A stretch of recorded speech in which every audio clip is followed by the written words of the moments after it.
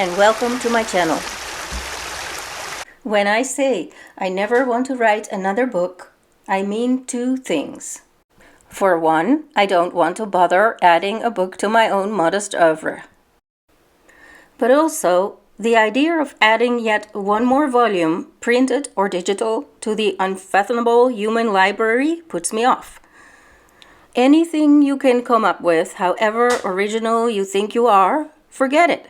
There's nothing that has not already been said, or so would-be writers would hear from old-timers when I grew up. Indeed, we had plenty of great literature, way more than any one person could read. Producing yet another novel did seem rather futile. I did not see myself, my future self, as a full-time writer anyway. Writing was always something I intended to do on the side, alongside some more exciting and rewarding career, that of a mother of 12, a film director, astronaut, investigative journalist, or diplomat/spy. I dropped these ambitions one after the other, had odd, yes, very odd jobs in the meantime, and, at the age of 31, sat down to write a memoir. Keenly aware that every story I could make up had already been told, better than I could tell it, surely no one, I figured, like so many writers of my generation, had ever been me before. Therefore, my best bet was to write about my own life. After I got a few awkward, forgettable short stories published, a major Dutch publishing house gave me a contract that afforded me a debutante's advance of 1,250 guilders and, more importantly, the status of an author. In those years, having little and irregular income, I lived by turns with my parents and in the artsy-craftsy villa of an uncle who had always cultivated friendships with artists and literary figures and who welcomed me with open-ended bohemian hospitality. I think I had a premonition, an inkling that what mattered between me and my country, the Netherlands, were my childhood and my young adulthood, both of which now lay well behind me, and that the following phase of my life would unfold elsewhere, preferably in America. In the meantime, I behaved as one in limbo. I went through old photos, watched movies into the small hours, and then slept, as the Dutch say, a hole into the day. I aimlessly bicycled and experimented with my camcorder, all more or less absent-mindedly, as my mind was busy crafting some phrase or paragraph. My parents' humble vacationing cottage in the Frisian countryside turned out to be a suitable writing retreat. For weeks at a time, I would camp out there, alone, riding an old bicycle and wandering up and down deserted country lanes, plodding along at my memoir, arduously trying to capture my past. I plucked at memories that clung like tufts of oily sheep wool to a fence, but even a subtle greasiness, a heady fragrance, were mere hallucinations, and all I had to work with was mental fluff, the mist of memory that had to be spun and woven into solid Dutch words.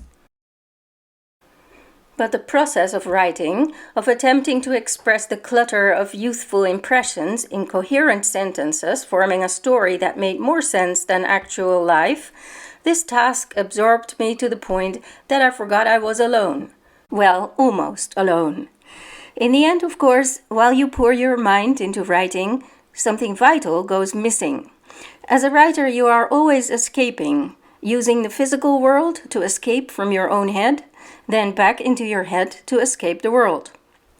Nothing is ever quite real, and nothing is fully there, as an invisible elastic tether is constantly pulling your mind towards the imaginary setting of your book. Often I formed sentences in my head while doing other things, showering, baking pancakes, doing dishes, memorizing paragraphs, repeating them to myself. And I wrote them down as I still do now, with pen on large sheets of lined paper, crossing out, rewriting sentences in smaller script between the lines, using arrows and asterisks, adding paragraphs in the top or bottom margins, or perpendicularly along the side. Only I could unravel this apparent chaos and type it up precisely as intended.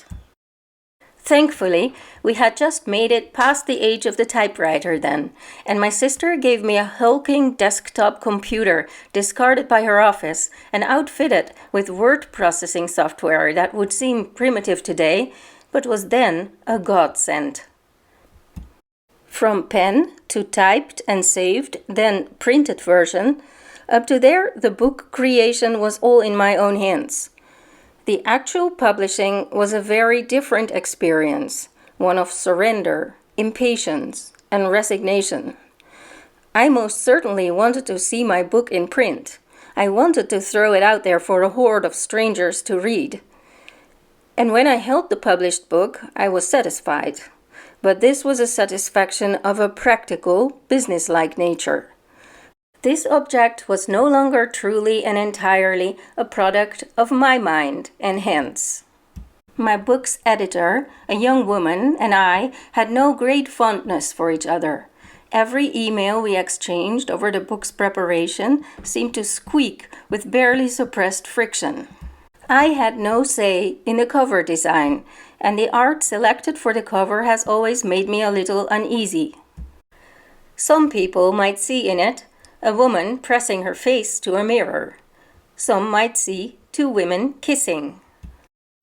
Not only that, it was a stock photo and was also used for the cover of a different book that appeared in stores on the same day as mine, like two women at a party wearing identical dresses, which caused the host of a radio show to mention my book and that other book in one breath, complaining about the practice of using cheap stock photos in book cover design. Such was the first publicity my book received. Free publicity couldn't hurt, but the cover still sucked. I was not a lesbian. And did autobiography equal narcissism? In my solitude, the aspect of writing I had most relished had been to populate my scribbled world with every individual who had ever brought a measure of drama or emotion to my life, painstakingly recalling the way they dressed, thought, walked, and talked. And had I been allowed to add illustrations to my book, that would have looked something like this.